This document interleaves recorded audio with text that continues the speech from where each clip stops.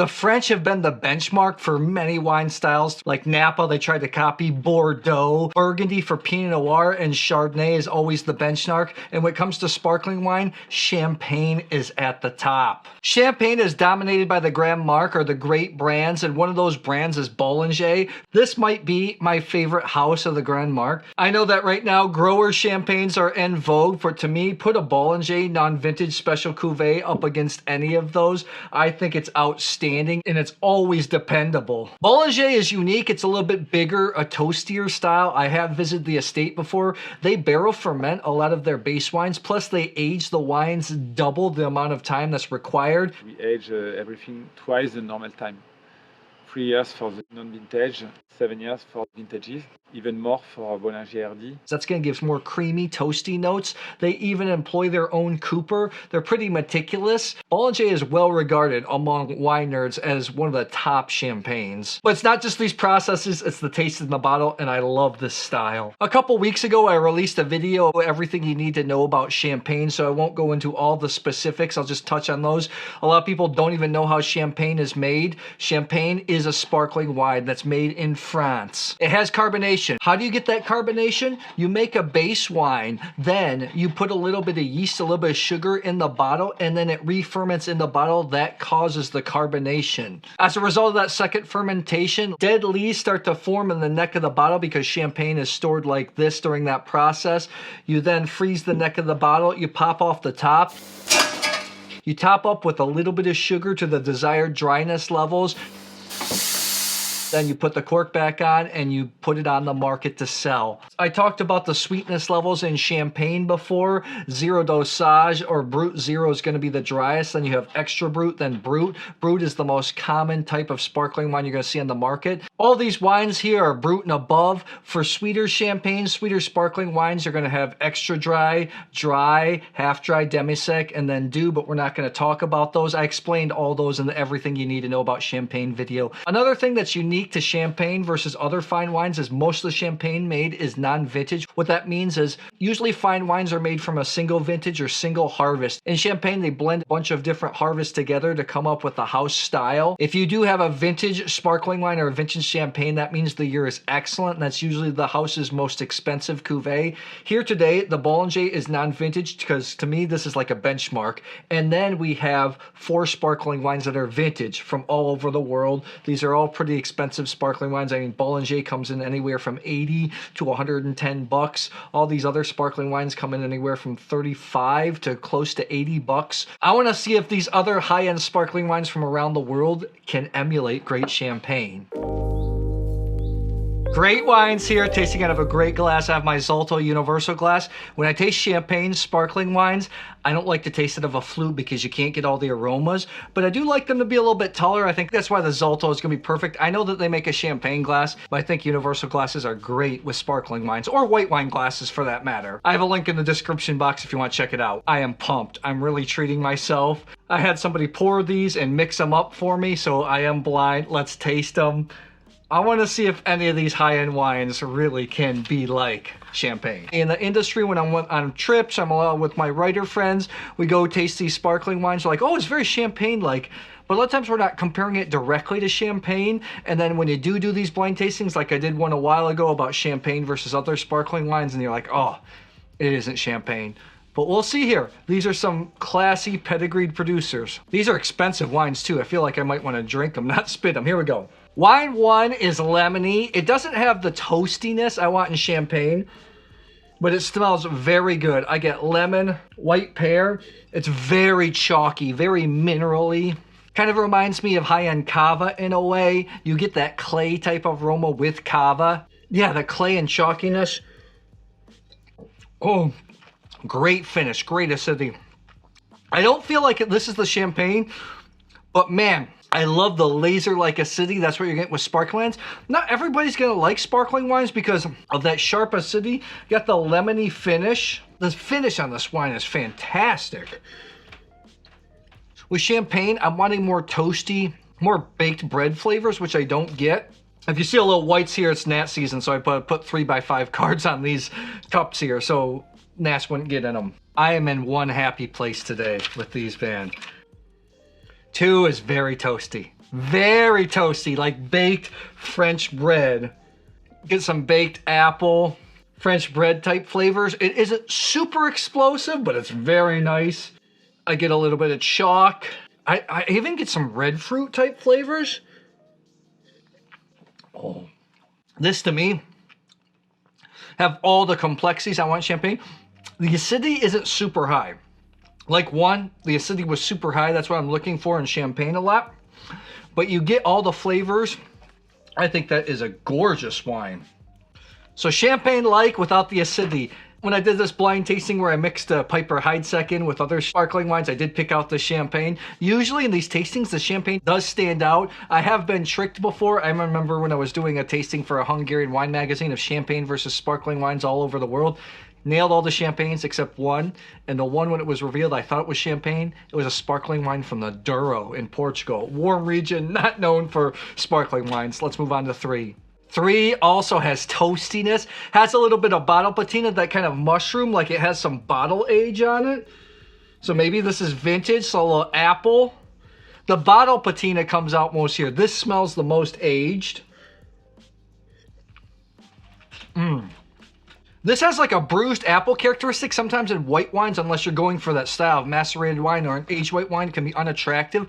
But in sparkling wines, it's very attractive here.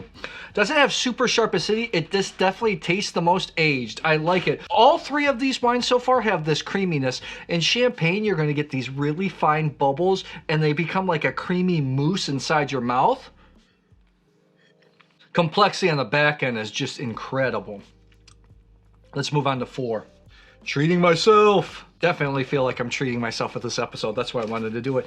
Unfortunately, I did not put an American sparkling wine in this because I didn't have one handy. I am going to do a rosé champagne versus rosé sparkling wines from around the world. I'm going to try to get an American sparkling wine for that. But here we go. Wine number 4.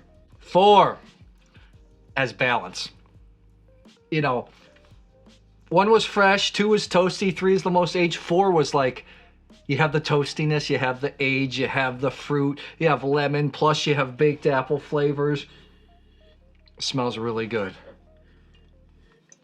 Great acidity on this whole. Length here is strong, balanced. Here's the thing. Wine 4, the bubbles aren't as fine as maybe, it's a tad flatter.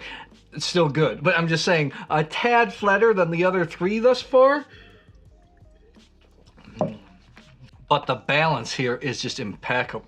And the length here, that's good. Let's move on. I haven't been able to pick out the champagne yet, man. There's some dead ringers here. If I had to guess right now, I feel like 2 and 4 are the most champagne-like. This has a little bit more golden color. This has an apricot type note along with the baked apple flavors. It's not as toasty. 5 is fruity, just like wine 1, but wine 1 is more linear. Has more citrus fruit. This has more stone fruit type flavors. Not as yeasty. It's very good sparkling wine. With champagne, though, I want a lot of yeastiness. Man, that's got a long finish. So all these wines have long finishes. I'm going to have to go back here. Let me check.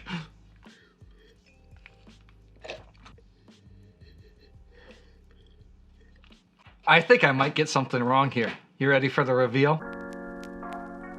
If you want to hang out with me or other like-minded wine nerds, check out channel memberships in the 2nd tier, the Grand Reserve tier. I've organized a monthly live hangout tasting where you can come up on screen, hang out, share your wines. We can just talk shop. I've also launched a live video podcast. Members of the Grand Reserve tier can come up on screen and ask a question, call in like a live radio show. It also supports the work I do here, so I appreciate it. I'm usually pretty confident when it comes to blind tasting champagne, but here I'm not. Ain't no shame in getting these wrong, because these are all really good sparkling wines.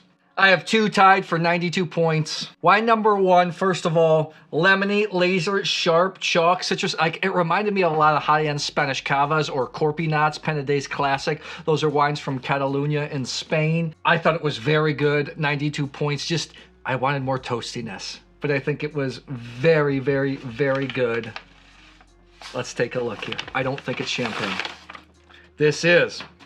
Wow, this is the Raumland Triumvirat Grand Cuvée 2014. This comes in at $80. This is a blend of Pinot Noir, Chardonnay, and I think there's a little bit of Meunier in it. 100 months on the lees, and it didn't have as much toastiness as these other ones. Sekthaus Raumland is in the Rheinhessen. This is the premium sparkling wine producer in Germany. When I visited Volker Raumland, this is back in 2019, tell me his really inspiring story. When he was going to school at Geisenheim, he just experimentally made some sparkling wines and then found that he was really good at it. He became so good at it, became like the name to know in Germany for sex, and a lot of producers were sending the wines there for him to disgorge.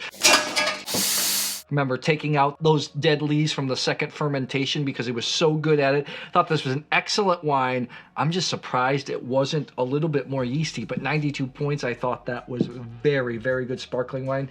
80 bucks, this is the name to know. Even his basic Riesling Brut is excellent. Moving on to wine 5, the other one that wasn't as toasty as I wanted. It was more stone fruit type flavors. It had that balance, it had the length, but stone fruit is really what stood out here. I also gave it 92 points. I thought it was very good. Let's take a look. I don't think it was champagne, but let's see here.